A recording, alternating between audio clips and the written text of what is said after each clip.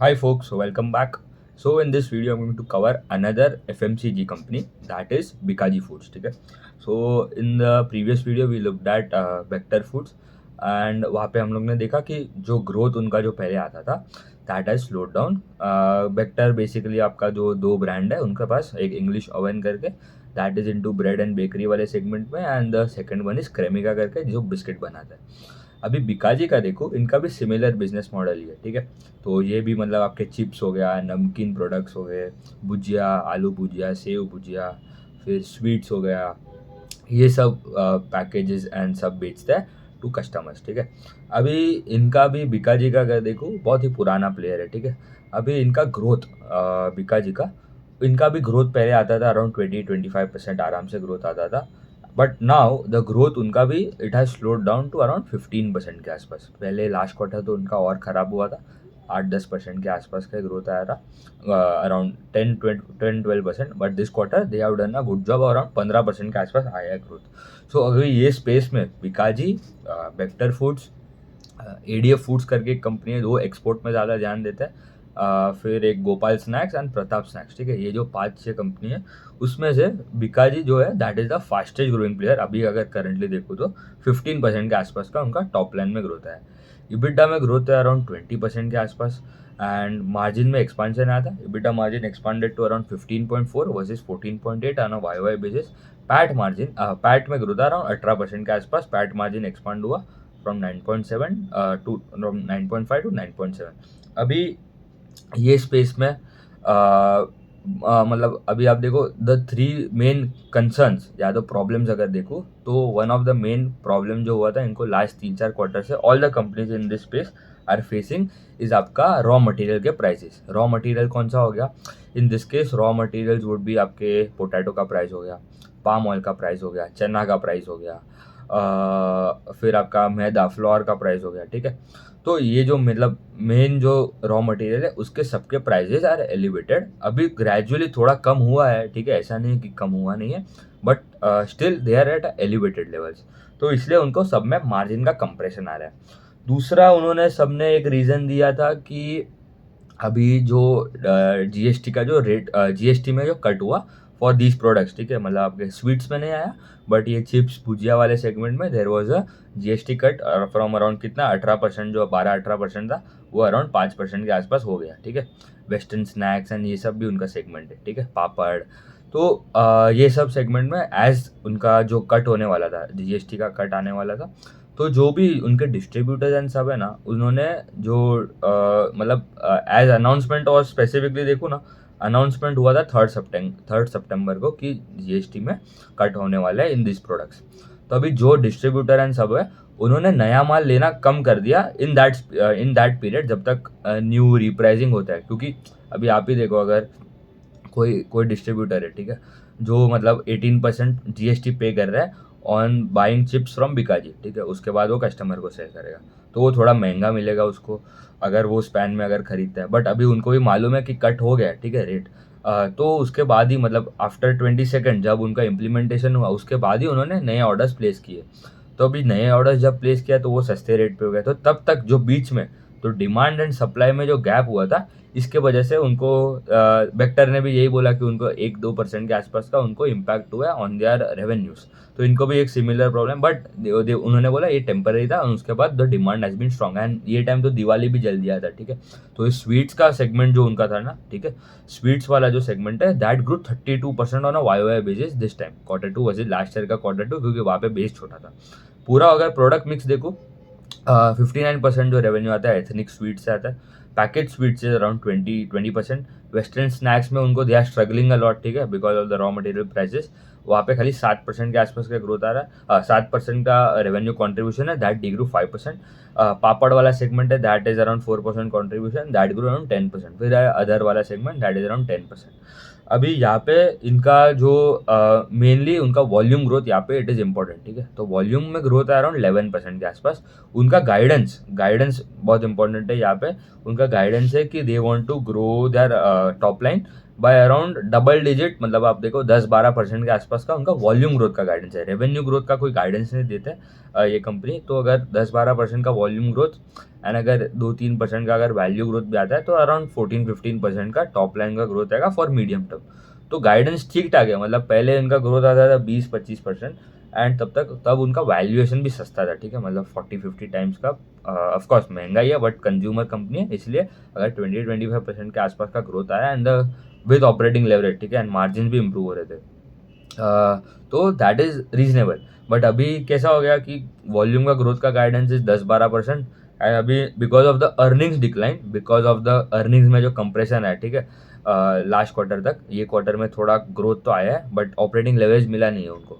तो मार्जिन के कंप्रेशन के वजह से, because of the raw material prices, because of the slow demand of the customers, export में उनको ग्रोथ आया अराउंड 77% के आसपास। बट अभी भी उनका जो मतलब टैरिफ वाला जो प्रॉब्लम है वो वेक्टर को भी एक प्रॉब्लम हो रहा है, क्योंकि जो कस्टमर्स है उन्होंने दे हैव हॉल्टेड, मतलब कोई पॉज दे दिया ऑन द ऑर्डर्स, ठीक है, मतलब उनको भी मालूम है कि जब मतलब प्रॉपर क्लैरिटी होगा तब अच्छा खासा ऑर्डर प्लेस करेंगे।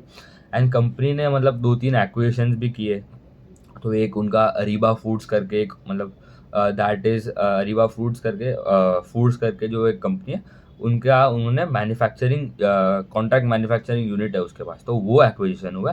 तो वहाँ पे वो मतलब फ्रोज़न फूड एंड सब में प्रोसेस्ड एंड फ्रोज़न फूड वो बनाता है वहाँ से। तो वहाँ पे भी उनको अच्छा ग्रोथ आ रहा है। एंड ये एथनिक स्नैक्स जो मेन उनका कैटेगरी है, सेव भुजिया, आलू भुजिया, ये सब जो मेन कैटेगरी, उसमें they are targeting mid teens growth for FY26 H2 में, H2 ऑफ FY26। उनका ये टाइम खाली 5% के आसपास का ही ग्रोथ था इन द एथनिक स्नैक वाला segment, which is contributing around 60% of the top line. तो उसमें अच्छा खासा ग्रोथ आ सकता है इन कमिंग फ्यू क्वार्टर्स। उनका कैपेसिटी यूटिलाइजेशन भी दे आर इंक्रीजिंग, अभी अराउंड 50-52% है। They are targeting it can go to around 70-75% in upcoming 2 years। And उनका रिटेल डायरेक्ट रीच, उनका अगर देखूँ तो डिस्ट्रीब्यूशन रीच अगर देखूँ डायरेक्टली, तो अराउंड अभी था उनका it was around 3.3 lakh outlets में प्रेजेंट है उनका directly, they are supplying to their customer distributors, ठीक है। सो वहाँ पे वो उनका टारगेट है कि by end of this year उनको 3.5 लाख आउटलेट्स में प्रेजेंट होना है। तो लास्ट ईयर उनका 3 लाख था, दिस ईयर 3.5 लाख।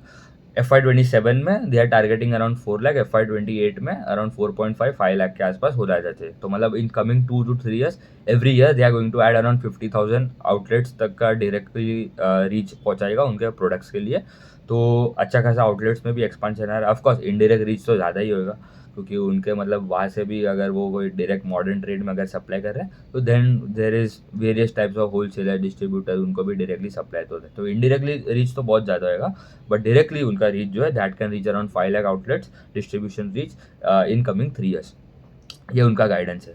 ऑल्सो उनके आउटलेट्स जो द हेज़लनट फैक्ट्री करके जो एक उनका एक एक्विजिशन किया था उन्होंने, दैट वाज ऑल्सो मतलब उनका स्वीट्स एंड वो सब सेगमेंट में ज़्यादा प्रेजेंट है, ठीक है, आर्टिजनल स्वीट्स एंड ये सब सेगमेंट में। तो वहाँ पे भी they are adding good amount of stores. तो H2 में they are targeting around 3 to 4 new stores for the hazelnut factory करके जो उनका जो ब्रांड है, एंड 15 उनके टोटल अभी 15 है। तो by the end of this year 3-4 month में it could become around 20-21 stores के आसपास हो सकते हैं। एंड उनके खुद के आउटलेट्स, ठीक है, बिकाजी के अराउंड 6-7 है इन मुंबई बॉम्बे में यहाँ पे। एंड उनका एक सीकर करके बीकानेर या आसपास जगह है, वहाँ पे भी उनका 1-2 स्टोर है। तो टोटल वो उनका अभी अराउंड 8-10 स्टोर है। एंड वो बोल रहा है और 1-2 स्टोर ऐड करेगा in coming 3 to 4 months। So outlook तो वही है, double digit volume growth for FY26, मतलब 10-12% के आसपास हो जाएगा। ऐसा नहीं कि 99% होएगा, डबल डिजिट मतलब the range is big, right. तो मतलब द कंपनी ऐसे गाइडेंस जब देता है, double digit volume growth, early teens, early double digit, high teens, ऐसे सब में गाइडेंस देता है। इनडायरेक्टली वही है नंबर, 10-12% के आसपास का ग्रोथ। मिड टीन्स बोल दिया तो 15%, हाई टीन्स बोल दिया तो 17-18-19% के आसपास। तो ऐसा समझना पड़ेगा। तो गाइडेंस ठीक ठाक है, बट अभी अगर अगर एज ए इन्वेस्टर अगर उनका करेंटली वैल्यूएशन भी देखो, 80 टाइम्स 90 टाइम्स का उनका PE रेशियो है for a company that is growing by 15% in top line. And operating leverage उनका उतना कुछ खास नहीं मिल रहा है। H1 में भी अगर देखो ना तो 15% के आसपास का टॉप लाइन में ग्रोथ है, पैट में खाली ग्रोथ है 11%। तो उनको मार्जिन में थोड़ा कंप्रेशन आया था, बट हाँ उन्होंने बोला the margin are improving from year, ठीक है, पीक तो नहीं होएगा but gradually quarter and quarter base में अच्छा खासा इंप्रूवमेंट आ रहा है in EBITDA margin and gross margin दोनों में, ठीक है। तो उन्होंने बोला it was the highest EBITDA margin अगर देखो from the last 5 quarters and gross margin was the strongest from the last 8 quarters. तो ये उनका एक थोड़ा मुझे अच्छा लगा कि उनको मार्जिन में ग्रेजुअली इंप्रूवमेंट आना चालू हुआ है। अभी वो एग्जीक्यूशन देखना पड़ेगा कैसे उनका इंप्रूवमेंट आता है। एंड इनका यहाँ पे है ना जो प्रोडक्ट मिक्स है, ठीक है, उनका एसकेयू का एक उनका फैमिली पैक में आता है ना, एक उनका इम्पल्स मतलब नॉर्मल जो एक 5-5 रुपये 10-10 रुपये का जो पैकेट आता है वो वाला सेगमेंट है। एंड दूसरा उनका एक पैकेज वाला फैमिली पैक वाला सेगमेंट, मतलब सब आइटम उसमें एक एक प्रेजेंट है पूरा, मतलब बंच में खरीदते हैं कॉम्बो में। तो उसमें उनका दिया था मार्केट लीडर। तो वहाँ पे फैमिली पैक में there was a huge growth this time around 19-20% के आसपास, बिकॉज ऑफ द कौन सा दिवाली हो गया, फेस्टिवल्स हो गया, इसके वजह से ज़्यादा स्वीट्स एंड जब जो जाता है that is in family pack. And impulse pack में खाली 3-4% का ही ग्रोथ आया था दिस टाइम। तो उनका एक्सपेक्टेड है कि इम्पल्स पैक में भी gradually there would be strong growth in the coming few quarters.